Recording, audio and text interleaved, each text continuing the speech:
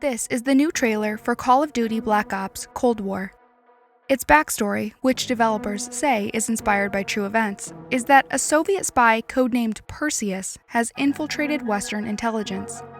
His goal, to subvert the US to ensure Soviet dominance in the arms race. But how true is this? Do actual decrypted KGB messages show Perseus was real? Or is what really happened even stranger? We cover declassified files. Subscribe to join us. September 2nd, 1944. U.S. Army codebreakers intercept this message from the Soviet consulate in New York to Moscow. "We are advising you of new cover names," it writes, one of which is PERS. It appears alongside Liberal, confirmed to be Julius Rosenberg, an American citizen executed for espionage 9 years later. USSR leader Nikita Khrushchev said Rosenberg helped accelerate their production of the atomic bomb by sending classified documents he had access to while working at Emerson Radio.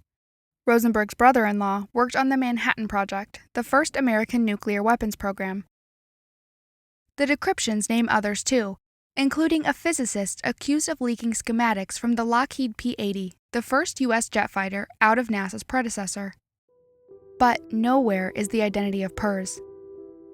It appears 4 total times in the files on the Venona Project, the U.S.'s Soviet decryption program so secret it wasn't declassified until 1995, and every time the identity of PERS is unknown.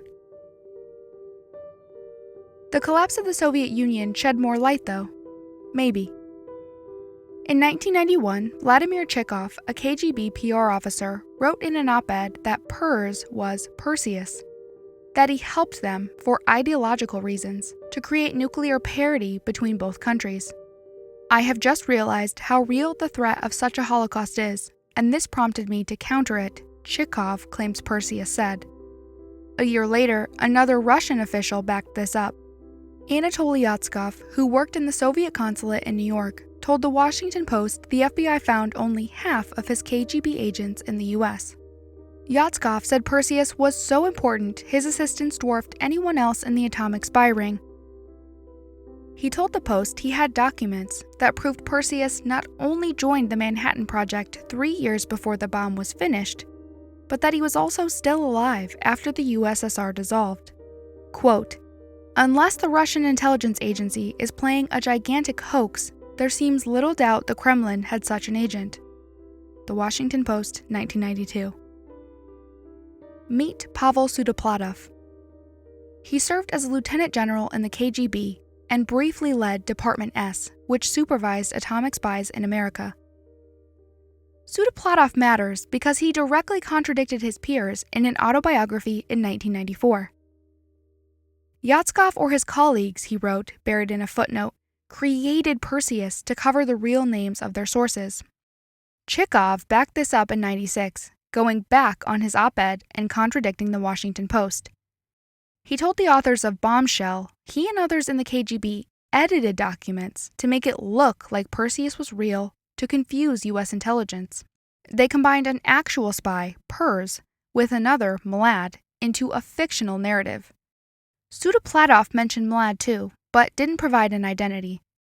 Scholars now think Mlad may have been Ted Hall, who appears in the Venona decryptions and in 1998 told CNN, "I decided to give atomic secrets to the Russians because it seemed to me that it was important that there should be no monopoly which could turn one nation into a menace and turn it loose on the world."